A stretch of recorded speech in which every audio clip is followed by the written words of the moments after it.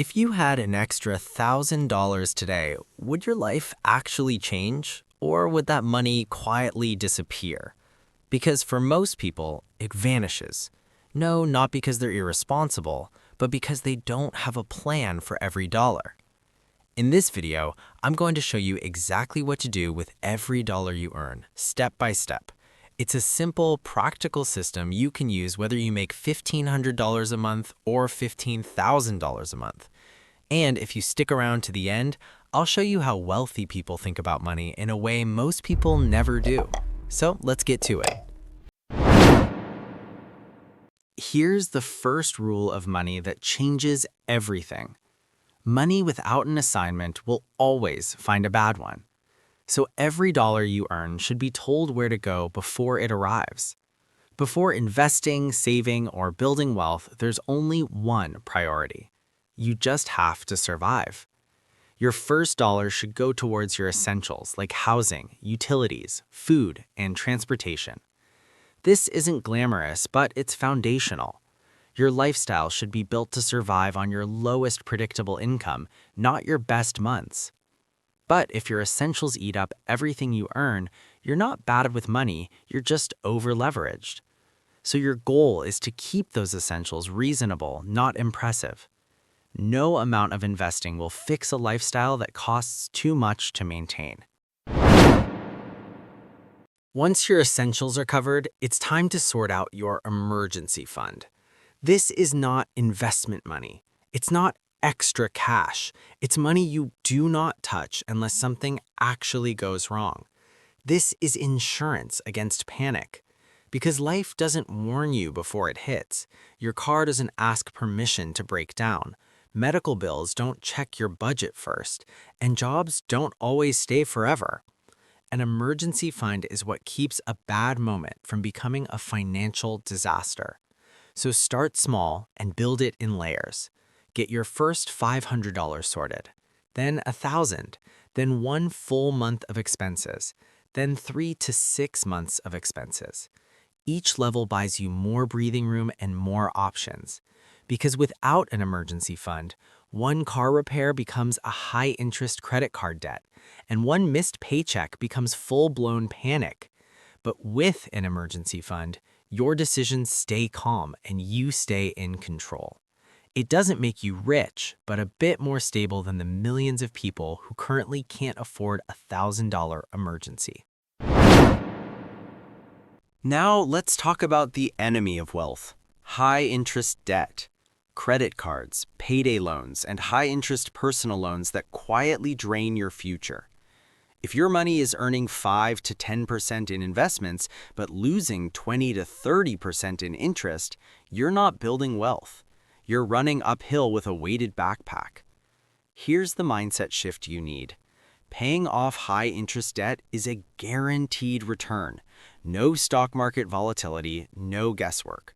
A credit card charging 25% interest is the same as an investment losing 25% every single year. And no smart investor would accept that deal. So make minimum payments on all your debt, and then attack the highest interest balance with everything extra you can. It's not forever, just until the poison is gone. Because once high interest debt is gone, every dollar you earn finally starts working for you and not against you. Here's a rule wealthy people live by: saving. Yeah, that's it. And saving is not what you do with leftover money. Saving is what you do first. The moment you get paid, a portion of your income should disappear automatically before you have a chance to spend it.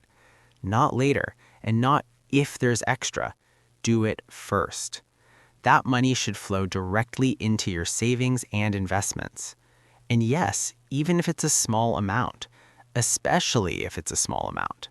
Because this habit is more about the system than the number. Consistency always beats intensity. Saving $50 automatically every week will outperform saving $1,000 once in a while when you feel motivated.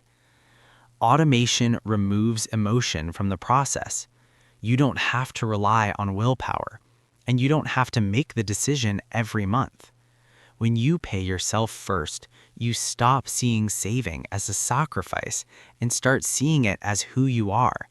You become the kind of person who prioritizes their future no matter what. And once that identity is locked in, wealth becomes a byproduct. After your essentials are covered, your emergency fund is in place, and your high-interest debt is under control. Now you invest. This is where your money stops just supporting your life today and starts building your life tomorrow. Instead of trading hours for dollars forever, you send the money out to work on your behalf. And you want to do this by focusing mainly on low-risk investments. So, your retirement and other employer or government-backed accounts that grow quietly in the background. And then index funds that track the market with minimal effort. Invest simply, consistently, and for the long term. You don't need to beat the market with complicated strategies or perfect timing. What you need is time, discipline, and patience. Every dollar you invest today is like hiring a worker who never sleeps, never calls in sick, and compounds its effort over time. And the earlier you send that worker into the future, the harder it works and the more freedom it creates for you later on. That's how wealth is built, quietly, steadily, and sustainably. Once your system is running, something important changes. Money stops being about survival and starts being about freedom. You're no longer just trying to pay bills or avoid stress. You're using money intentionally to design your life. Instead of constantly asking, how much does this cost, you start asking better questions. Does this buy me time? Does this reduce stress?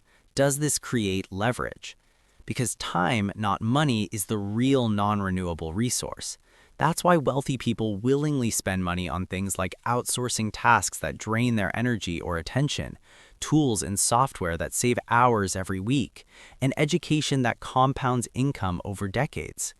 To someone thinking short-term, these look like expenses. And it's not about expensive things or flashy purchases. The goal is control. Control over your schedule, control over your energy, and control over how your time is spent. When money consistently buys you time and peace, you stop feeling rushed, overwhelmed, or trapped. That's real wealth, not because of what you own, but because of the life you're able to live. Here's a hard truth most people don't want to hear. You can only cut expenses so far. Eventually, there's nothing left to trim without hurting your quality of life. You can skip all the lattes you want, but that alone won't build freedom. At some point, the real lever becomes income. Every dollar you earn should push you closer to better skills and opportunities, and increasing income can look different for everyone. So, learning a high-income skill that pays more per hour, starting a side hustle that grows outside your main job, and negotiating your salary or rates with confidence. Budgeting helps you survive, but income growth helps you escape limits. It creates options, it gives you margin, and speeds up every financial goal you have. The strongest money plans don't choose one or the other. They combined disciplined spending with intentional income growth, and that's where real momentum is created. Money systems aren't set and forget. Life changes, income changes, and goals change. So once a quarter, review where your money actually went, what worked, what didn't, and what needs adjustment. You don't need to be perfect, just consistent, because progress compounds. If this helped you, like the video, subscribe, and share with someone who needs it. I'll see you in the next one.